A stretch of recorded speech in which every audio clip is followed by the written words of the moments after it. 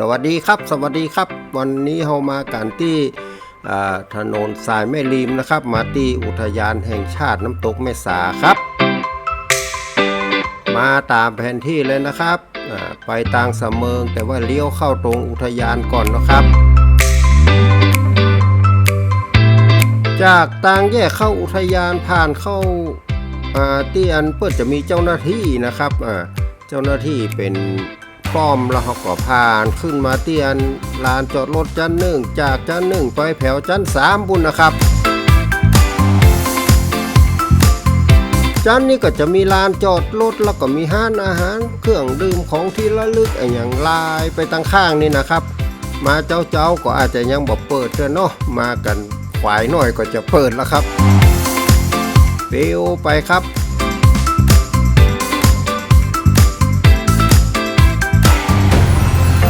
ตัดนี้ก็มีลานกว้างขวางนะครับจอดรถได้มากมายเนาะตัวนี้อันตรงบริเวณตางกุ้งที่เขาขึ้นมานะครับจะมี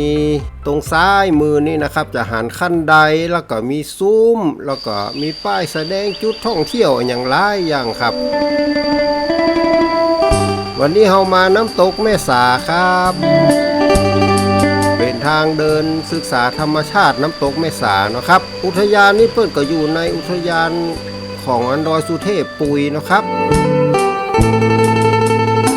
ไปครับไปกับโกตีโวโกเหมือนเดิมครับลุงตีมาโวเหมือนเดิมเนาะครับทางอุทยานนี้เพิ่นก็ทำทางเตียวทำขั้นใดทางลาดสำหรับอันใจล้ออย่างนี้ได้นะครับก็สะดวกดีแล้วก็ดูเรียบร้อยสวยงามครับเตียวมาตามทางเตียวเขาก็จะปะอันจุดแรกเป็นจุดชมทิวทัศน์น้ำตกชั้นที่3นะครับเอาผ่านมา2ชั้นแล้วครับชั้นนี้เป็นชั้นที่3ชั้น1ชั้น2มาได้ไปนะครับเดินเข้ามาก็จะหันนั้นทิวทัศน์น้ำตกชั้นที่3ครับเราก็สามารถเห็นน้ำตกหลายๆชั้นนะครับเป็นแนวยาวเลยนะครับชัดเจนในจุดนี้เป็นรูปน้ำตกหรือว่าเป็นวิวน้ำตกท่ามกลางธรรมชาติอันเขียวขจีของต้นไม้เลยนะครับ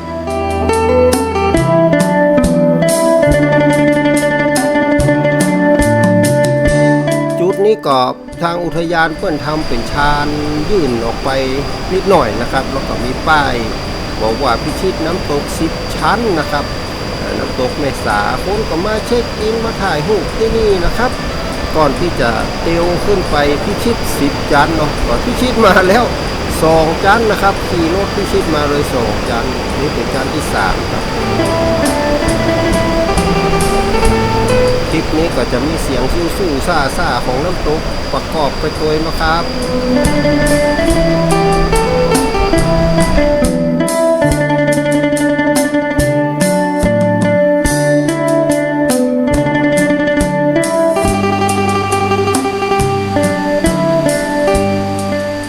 งวดนี้นะครับเขาก็หาอันคนต่างชาติเปิ่นน้ำละอ่อนต้นแตนลูกเปิ่นมาเนาะมาเฮียนฮู้อยู่กับธรรมชาติ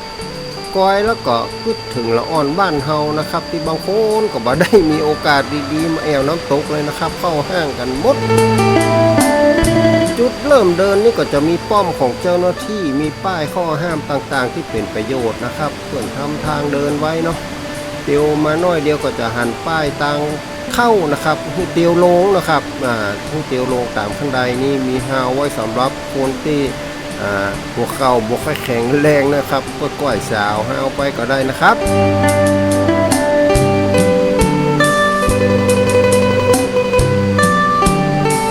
ทางเดินตรงนี้นี่ในฤดูฝนนี่อาจจะชื้นลื่นๆพ่องเนาะมีขี้ใครคู่พอสมควรนะครับก็เตียวอย่างระวัดระวังแต่กระเตียวใบหญ้าครับทางเพื่อนก็เรียบร้อยดีนะครับสะอาดสะอ้านนอกจากความลื่นลมและสีเขียวของแมกไม้แล้วครับเขาก็ยังได้สัมผัสเสียงน้ำตกดังมาตลอดนะครับข้างทางเนาะ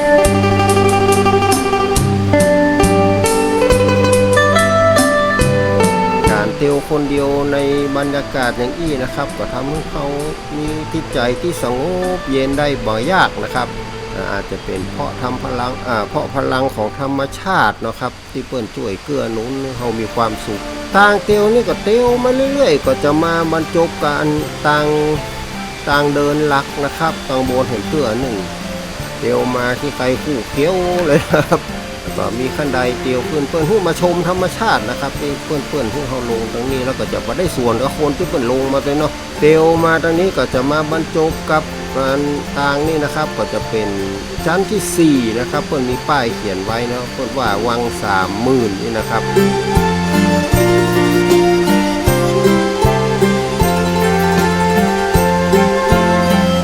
ทางด้านล่างด้านบนนะครับด้านล่างนี่ก็สามารถลงไปที่วัง30,000ได้ครับมีโต๊ะมีเก้าอี้ไว้ให้พักผ่อนหรือว่าจะมานั่งกินอาหารอย่างแถวนี้นิดๆหน่อยๆก็ได้นะครับแล้วก็จะมีหนทางเตียวลงไปยังบริเวณน้ำตกได้แต่ก็ต้องระมัดระวังหน่อยครับเพื่อเขียนไว้ว่าระวังลื่นนะครับโดยเฉพาะหลังอันน้ำป่าหลากนี่ก็ขี้เปอะนักหน่อยนะครับจะหันสีแดงลักษณะภูมิประเทศบริเวณนี้ก็จะมีโขดหินนักครับ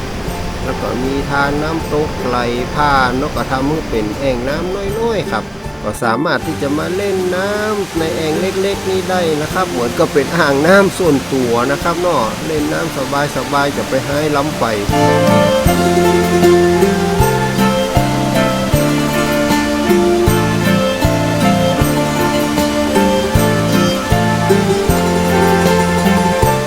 แถวนี้ก่อนน้ำบอกค่อยแห้งนะครับแต่ต้องบริเวณที่อันต้องระมัดระวังก็เป็นบริเวณที่น้ำมันไหลลงไปทางลุ่มนะครับมันก็จะไหลเป็นห้วยลงไปจะไปเล่นให้ไหลไปตัวน้ำนี่ก็จะอันตรายหน่อยนะครับจะไปตุไปต่ำกับบ่อหินบ่อผาเนาะเล่นตามวังตามที่เพิ่นมีแอ่งน้ำนี่ก็พอนะครับ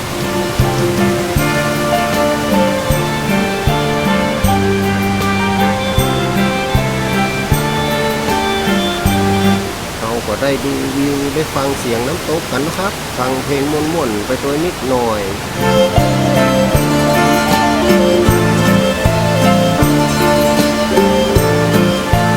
วัง30,000นี่ก็ดูเงียบสงบดีนะครับเหมาะแก่การมาอาบน้ำเล่นเป็นส่วนตัวดีนะที่น่าสนใจแหมย่างก็คือบริเวณก้อนหินต่างๆที่มีน้ำไหลผ่านนี่ครับมันดูมีมุมมองนะครับเพราะว่ามีมุมมองที่มันเหมาะสามารถที่จะมาถ่ายรูปนะครับเพื่อเกิดอันรูปงามๆได้หลายรูปนะครับหลายจุดทีเดียวที่สามารถอันจะถ่ายรูปได้เนาะต้องเลือกเขาครับ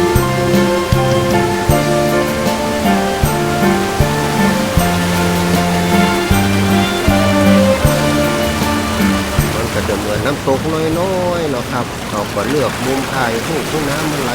งามๆนี่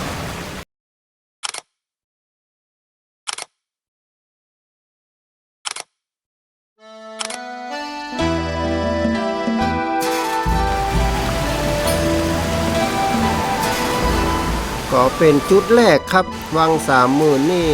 ดูเรียบร้อยก็จะมีทางเตียวเชื่อมกับเตียวทางลักนะครับเราก็จะไปจุดชมวิวอื่นต่อเนาะข้างๆก็มีป้ายเตือนเกี่ยวกับน้ำป่านะครับต้องระมัดระวังถ้าเป็นหน้าฝนนี่นะครับแล้วน้ำป่าของแม่สามานี่แห้งนะครับน้ำแดงปะลึ่งถ้าสังเกตว่าน้ำมันเริ่มแดงๆก็ขจายหนีนะครับแอวป่าหน้าฝนต้องระวังน้ำหน่อยครับบักไก่จากชั้นที่4นี่ก็จะมีป้ายบอกว่ามีจุดชมวิวที่5นะครับเปิ้นว่าวังเท้าพรหมมานะมีทางแยกเตียวลงไปได้ครับ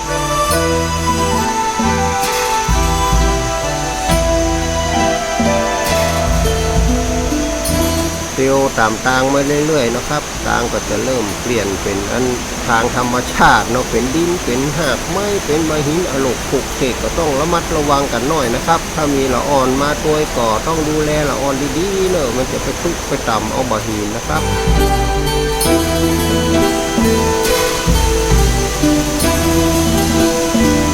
เตียวมาตามทางครับไอ้บ บรรยากาศได้อารมณ์ที่เป็นธรรมชาตินะครับเตียวลงมาก็จะเห็นน้ำตกที่มันตกไหลผ่านชะง่อนผานี่นะครับเป็นแนวใหญ่แล้วครับตังลุ่มนี่ก็จะมีแอ่งน้ำกว้างเหมาะกับการเล่นน้ำได้หลายๆคนนะครับเพราะว่าแอ่งค่อนข้างกว้างครับวิวต้นนี้เหมาะนะครับจัดงามเลยครับ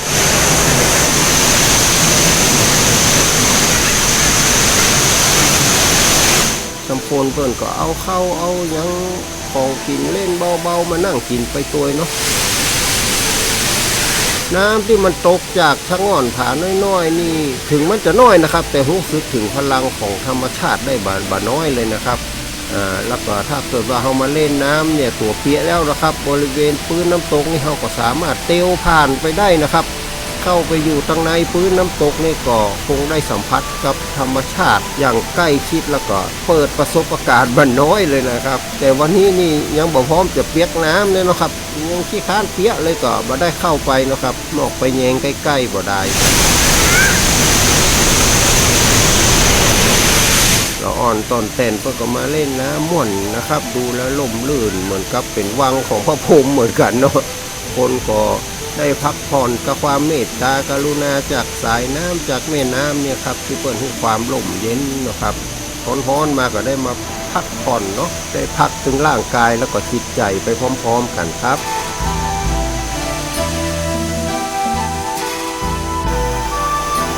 ก็ดูสายน้ำฟังเสียงน้ำพักผ่อนไปครับสายน้ำยามนี้ก็ดูอ่อนโยนนะครับคือความชุ่มชื่นลมเย็นประโลมจิตใจเฮาที่มันบางเกือก็ร้อนล้นนะครับเล่าร้อนวุ่นวายก็ให้มันคลายไปได้นะครับทุกมันเบาไปเนาะ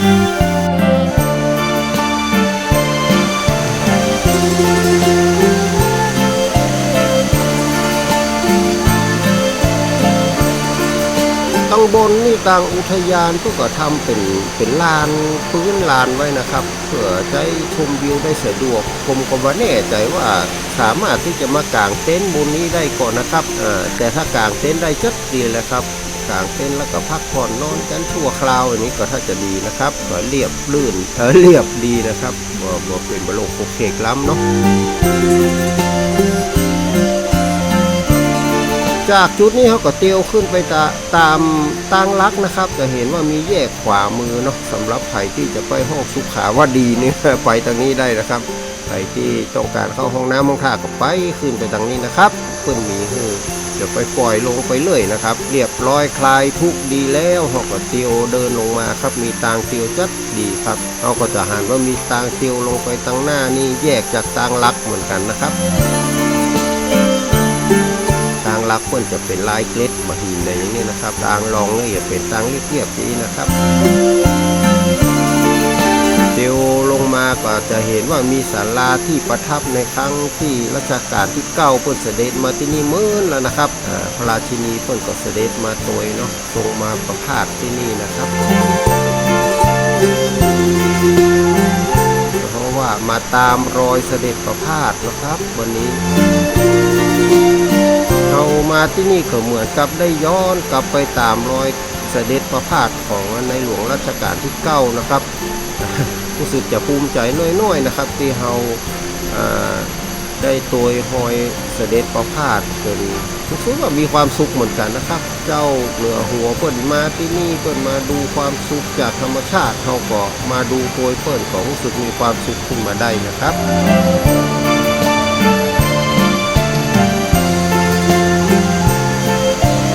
มุมมองที่เราดูอยู่นี่นะครับก็เป็นมุมมองเดียวกับที่ในหลวงเพิ่นเคยดูไว้เพราะว่าความงดงามของธรรมชาติเนี่ยเป็นความงดงามอันเดียวกับที่ธรรมราชาเคยผ่านมาที่นี่นะครับ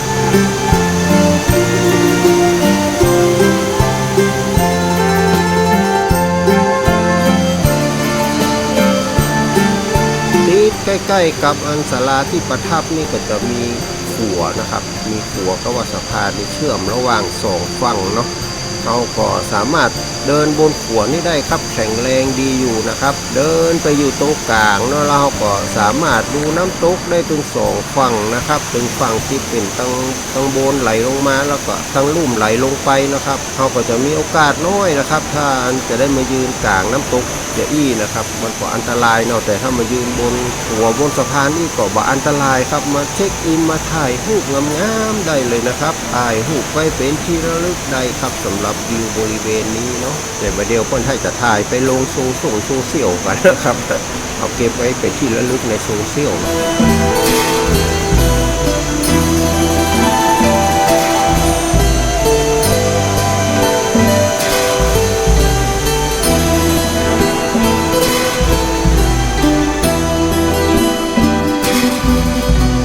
จากจุดนี้ครับจากจุดนี้เราก็เตียวต่อนะครับก็จะมีทางเดินเชื่อมไปยังจุดหลักเหมือนกันนะครับเราก็จะไปจุดชมวิวต่อไปแต่ทางเดิน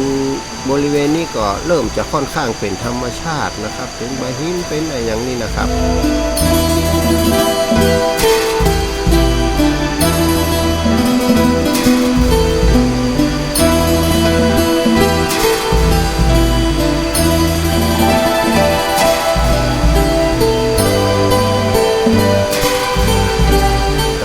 ก็จะเริ่มเป็นเหมือนธรรมชาติครับเป็นดินเป็นหนังจุดนี้ต้องระมัดระวังหน่อยครับต้องเดินข้ามน้ำห้วยนะครับก็เป็นเพื่อเอาใบหินมาวางไว้เป็นก้อนๆน่าจะเนื่องจากว่าน้ำป่าพัดมาตางเตียวที่เปิดแปลงไว้ถ้าจะแล้วเตียวไปนะครับถ้าจะพังไปเนาะก็เลยเป็นทางธรรมชาติไปก่อนถ้ามีละอ่อนมาโต้กับเตียวระวังหน่อยนะครับเพราะว่ามันลื่นด้วยนะครับเตียวมาถึงจุดนี้ก็จะมีป้อมของเจ้าหน้าที่อุทยานเนาะแล้วก็มีไม้กั้นตางเตียวกรณีบางทีเพื่อนห้ามผ่านไปบางเหตุการณ์นะครับน้ำแห้งนี้อย่างบอกอันนี้เพื่อนก็ปิดไม้ลงมาก็ผ่านไปบ่ได้ครับจากจุดนี้เขาก็ดูมุมมองกว้างๆไปทางศาลาที่ประทับพุ่งได้นะครับก็จะเห็นว่ามีลานหินโขดหินนักนะครับจุดนี้เป็นจุดชมวิวที่5ชั้นที่5ครับมีระยะทางค่อนข้างยาวเนาะส่วนต้นน้ำของจุดนี้ก็จะมีน้ำตกนะครับไหลลงมาจากก้อนหินใหญ่เลยนะครับเสียงน้ำตกเสียงอะไรอย่างนี้มันเย็นใจครับกระแสน้ำที่ตกลงมานี่ก็ทำให้เกิดแอ่งน้ำวนที่ค่อนข้างลึกนะครับดูสวยงามแต่ว่าก็จะอันตรายสำหรับละอ่อนหรือว่าคนที่ว่ายน้ำบักแข็งเนาะก็ต้องระมัดระวังนะครับเอาละอ่อนไปก็ว่าตัวเก่าก็ต้องเตือนตัวเก่าดีๆท่านว่ายน้ำบักแข็งจะไปมาเล่นแถวนี้นะครับแต่แอ่งน้ำวนของคนจัดงามถ่ายรูปก็จัดงามนะครับมีคนว่ายน้ำแข็งๆมาเล่นอยู่ห้องเนาะแต่เพียงว่าเราได้มาอยู่ใกล้ๆกับกระแสน้ำรับละอองไอเย็นของน้ำเสียงน้ำไหลนี่นะครับเหมือนกับว่าที่ใจของเรานี่ก็ถูกบำบัดด้วยธรรมชาติเนาะคนที่มีอารมณ์เมาร้อนถ้าจิตใจเป็นทุกข์เล่าร้อนก็มาฟังนี่ปล่อยจิตใจให้มันลอยไปกับสายน้ำห้องนะครับอันนี้ก็จะเป็นทุกข์ขึ้นมาได้ห้องนะครับความงดงามที่ได้เห็นในจิตใจของตัวเก่านี่ก็จะได้เห็นความสงบเย็นของจิตใจที่มันถูกปรุงแต่งน้อยลงเนาะจิตใจที่ถูกปรุงแต่งน้อยลงก็ทำเป็นสุขนักขึ้นครับจากจุดนี้เราก็จะเห็นว่าจะมีทางเตียวไปยังจุดชมวิวชั้นที่6ถึงชั้นที่10ก็แล้วของต่างน่าจะเริ่มจริงนะครับน่าจะเริ่มชันก็เลยมาได้เตียวต่อขึ้นไปดูนะครับอย่างเวลาเขาก็มีน้อยด้วยนะครับมีเวลาบัดนักมาแวะมาเวียนแล้วก็จะได้ไปนะครับแต่ถึงแม้ว่าเวลาเขาจะมีน้อยนี่ถ้าเขาทำให้ชีวิตผ่อนคลายได้นะครับมันก็จะผ่อนคลายได้มากเลยนะครับกับเสียงน้ำกับธรรมชาติกับต้นไม้นะครับกับน้ำที่ไหลผ่านเราไปกับความเย็นของสายน้ำนะเราก็ผ่อนคลายจากความตึงเครียดทั้งหลายในชีวิตได้นะครับเห็นฝรั่งมั่งค่าเพิ่นมาเนาะเอาลูกเอาเต้ามาเนาะอิจฉาเพิ่นเหมือนกันนะครับแต่เขาก็แอบดีใจลึกๆที่ยังมีคนเที่ยวมาแอวมาดูมาชมธรรมชาติกันอยู่นะครับถึงแม้ว่าจะมานักก็ใดนะสำหรับคนบ้านเฮาแต่ก็ยังรู้สึกดีใจอยู่พ้องนะครับที่ยังมีคนมา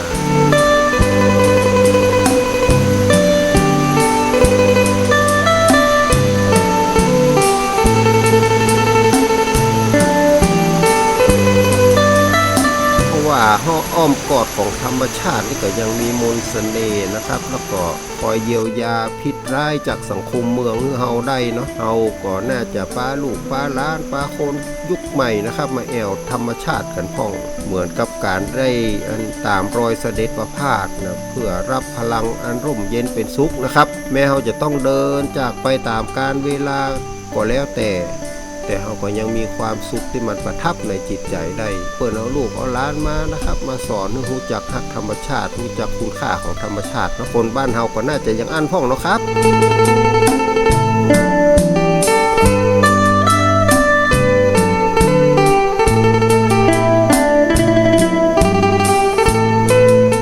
ที่เราจะต้องเตียวลงไปละครับความงดงามทั้งหลายอาจจะประทับลงไปในจิตใจของคนที่มาเยือนเนาะโดยพลังของธรรมชาติที่มันเป็นสุขนี่นะครับมันก็จะทำให้จิตใจเราได้ฮับแล้วก็ซาบซึ้งประทับไว้ในจิตใจเนาะคนรุ่นใหม่ก็จะรู้จักความสุขของธรรมชาติฮักธรรมชาตินักขึ้นแล้วก็บ่ทำลายธรรมชาตินะครับถ้าเขาบ่รู้จักความสุขจากธรรมชาติเขาก็จะเข้ามาทำลายธรรมชาติ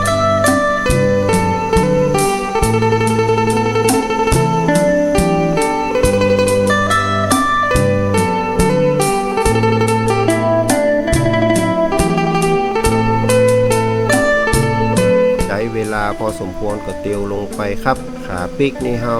ก็จะเตียวไปตามทางลักที่เปิ้นมีป้ายบอกว่าเป็นทางออกนะครับแล้วเฮาก็จะหันทางที่เฮาเตียวผ่านมานะครับเป็นทางเข้าซึ่งมันก็ขี้ใครคู่นักน้อยอยู่ตรงลุ่มพุ่นนะครับเป็นเส้นทางธรรมชาตินะครับดูธรรมชาติระหว่างที่เฮาเตียวไปทั้งเตือเฮาก็จะหันคนที่เตียวผ่านมานะครับเฮาก็จะเห็นรอยยิ้มตีส่งคือกันเนาะอันนี้ก็เป็นความสุขนะครับเวลาคนเขาเตียวกันในที่อย่างอีเจอกันก็ยิ้มคือกันเนี่ยนะครับก็เป็นความสุขแห่งอันหนึ่งที่ได้จากธรรมชาติของรอยยิ้มนะครับเพียงแค่ว่าเรามายึดมั่นกับสิ่งทั้งหลายนะก็เข้าใจกับความเป็นจริงของชีวิตมั่นคงในการละความทุกข์นะครับความสุขก็จะมาเยือนเราเองนะครับไม่ต้องไปโล่นซ้อหามันนักนะครับ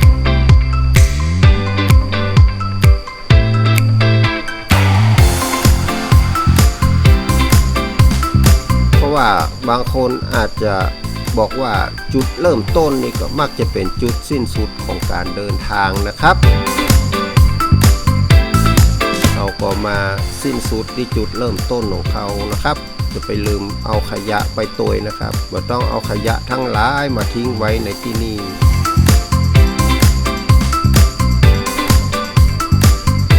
การปราศจากจุดเริ่มต้นย่อมหาจุดสิ้นสุดบ่พบนะครับการค้นพบจุดเริ่มต้นย่อมเป็นจุดหมายของการสิ้นสุดการเดินทางครับวันนี้ก็ขอทุกท่านมีความสุขสวัสดีครับจากลุงตีโมครับสวัสดีครับ